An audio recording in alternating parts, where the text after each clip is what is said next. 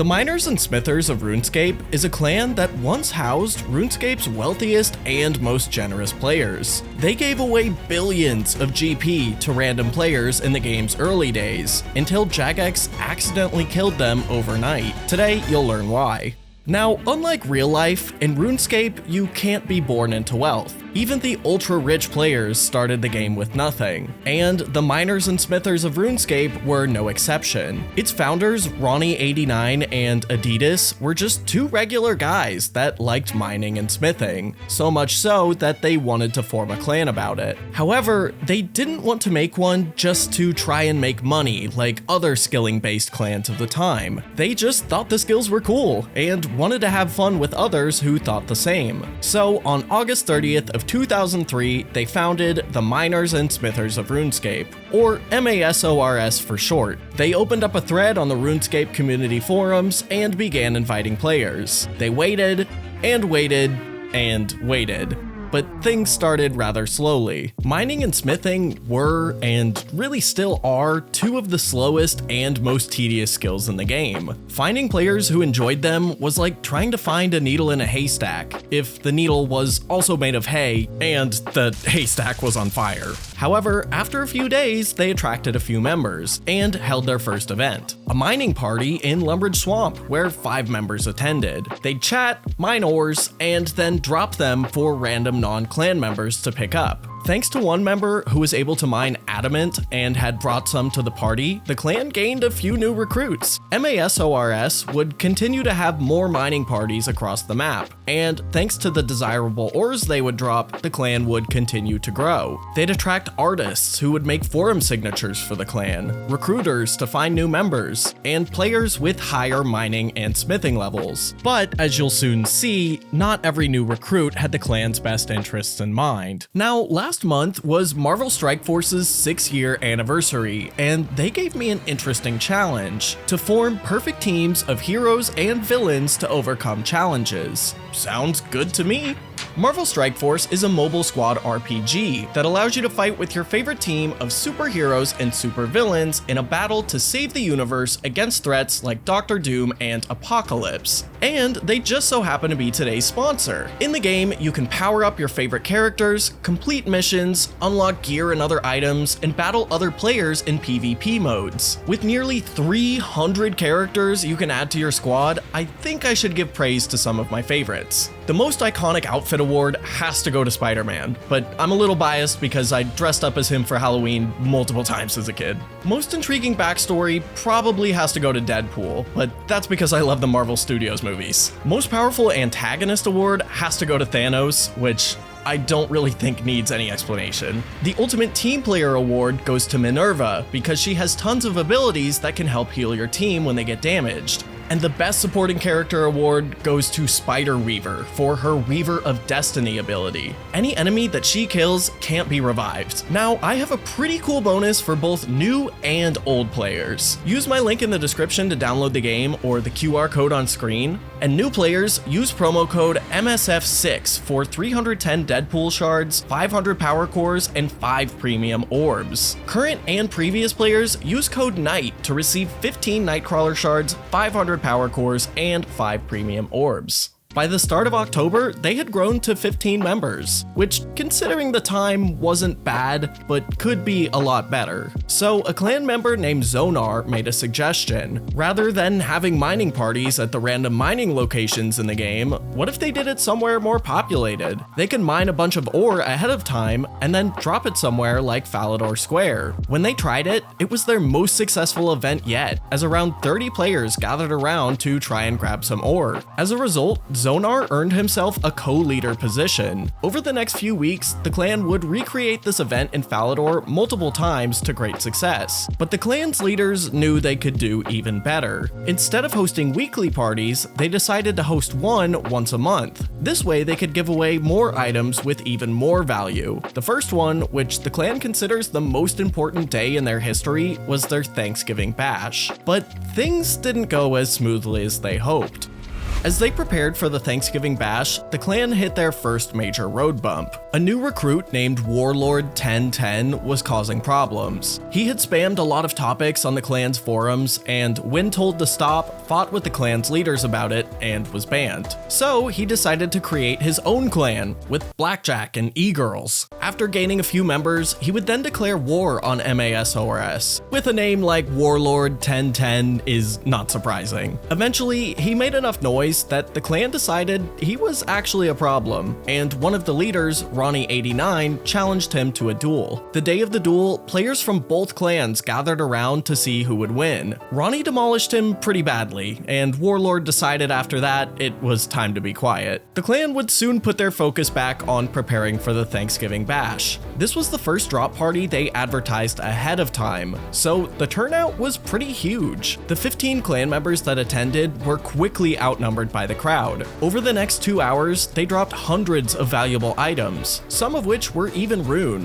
which back then was incredibly hard to get. In total, the clan estimated that around 70 to 100 players showed up, and that they had dropped about 2 million GP worth of items for them. This event was hugely successful for the clan, and before November ended, they now had about 100 members. With such a huge player count, their next drop party could be even bigger. It seemed that the clan was now shifting its focus. Rather than being a group of players who liked training, mining, and smithing, they were really just becoming a medieval version of Oprah. Along with this shift in focus came a shift in leadership. Ronnie89 soon became inactive in the clan and quit, and around the same time, Adidas was banned, but for unknown reasons. A player named Visitor58 was crowned their new leader, but leadership would change multiple times over the next few years. The clan would soon begin preparations for their next drop party, which would be held in January. This one was over double the size of their Thanksgiving Bash. An estimated 200 players attended, and the clan dropped around 4 million gold worth of items. Throughout the entire hour-and-a-half long party, there was a steady stream of mithril and adamant items being dropped to the floor, while most rune items were given away through trivia questions asked by Zonar. This event was, of course, a huge success, and earned the clan a massive amount of new members. But it wasn't long before the clan ran into their biggest problem yet. The clan forums were administered by another clan leader named Century Zero. Century Zero stands out in the clan's history not for being a good leader, but perhaps the worst. Since Century held control over the forums, he didn't really have to follow any of the forum or clan rules. He could really do whatever he wanted, and the other leaders had no choice but to accept his decisions. He began banning players he didn't like, being mean to other leaders, and even read members' private messages to each other. According to the clan's history page, we don't even know the full extent of his crimes. This is just the stuff they felt comfortable sharing. The other leaders felt that most of what he did should, quote, never be seen by anyone. They needed to find a way to get rid of this guy before he destroyed everything they had worked so hard to build. Another admin took on the challenge of finding a new forum host and made a backup of everything they had so far. This was good timing, as Century's final act was to delete the forums entirely. Once the new forums were up and running, they banned Century forever, and his reign of terror was finally over. By the time RuneScape 2 launched, the leadership team had tightened up the forum security to make sure something like this would never happen again. And to make sure the month wasn't just full of negativity and drama, they held an award ceremony behind Varrock honoring their most dedicated members and leaders. It was pretty much the clan's way of saying, thanks for not destroying our forums. They would soon start preparing for their largest drop party yet, for their 1-year anniversary. By now, they were becoming pretty well known in the RuneScape community, and the turnout was expected to be massive. But it was even bigger than anyone could have imagined. The day of the drop party, so many players attended that the server it was happening on began lagging. They also claimed to have crashed the chat server, which I think just means chat stopped working in the area somehow. Over the next 3 hours, the clan would drop close to 40 million GP worth of items, including a yellow party hat. From here on out, the parties would only get bigger. This is a screenshot of the next drop party they held, over 3 hours before it started. There's only about 5 clan members, and the rest are all players waiting for the event. It's like arriving at the airport hours early. Nobody wanted to miss out on this. During this party, the clan dropped 25 million GP worth of items, but they were really just warming up. The next was 86 million, and the following one was 60. At every party, they would recruit even more clan members, which would mean the next ones would be even bigger. On their 3-year anniversary party, where they dropped 75 million GP worth of items, they also recruited 30 new members on the same day. By the time they had their 4-year anniversary drop party, it seemed like the clan was going nowhere but up. There hadn't been any major drama since Century's forum takeover. They were now dropping near 100 million gold at every party, and they had more members than ever before. But then something unexpected happened.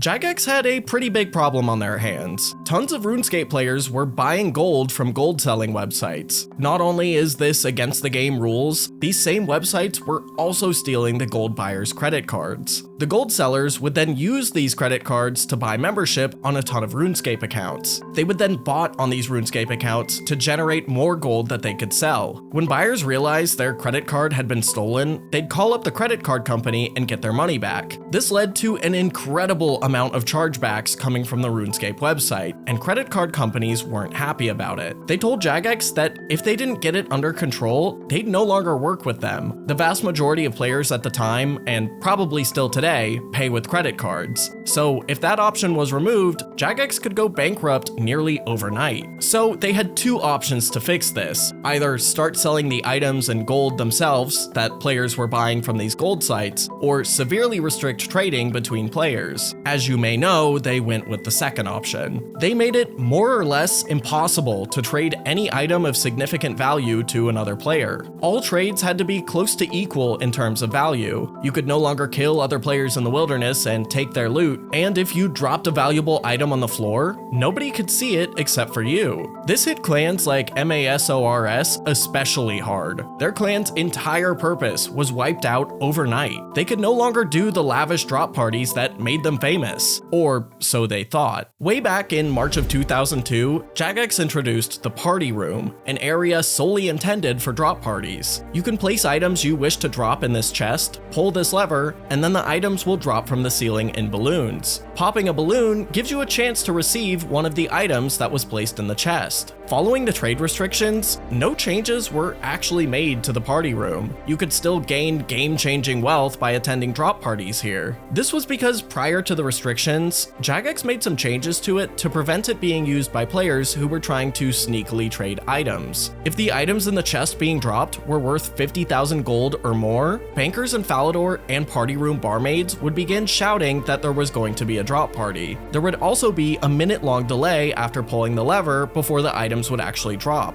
If the items were worth 150,000 gold or more, Falador men and women would also begin shouting about a party, and there would be a 5-minute delay. If the items were worth $1 million or more, nearly every banker in RuneScape would begin shouting about the drop, and offer players free teleports to the Party Room, as well as add a 10-minute delay after pulling the lever before the items would drop. So anyone trying to use the Party Room to trade would be disappointed when the whole server would show up. So this sounds perfect. Not only would MaSoRS be able to continue their iconic drop parties, more players than ever before would show up, since Jagex would pretty much give them free advertisement. But the clan made an odd decision. They would stop doing drop parties anyway. So something I've yet to explain until now is how the clan's drop parties were organized. During each party, every clan member was given a different role. Some were on the fire making team, which was given the task to make as many fires as possible. Their job was basically to turn drop parties into a rave, but with RuneScape music. Others were on the dropper team, who would be in charge of dropping items. But perhaps the most important team of all was the banker team. Bankers were clan members who would collect donations from other clan members in the months leading up to the drop.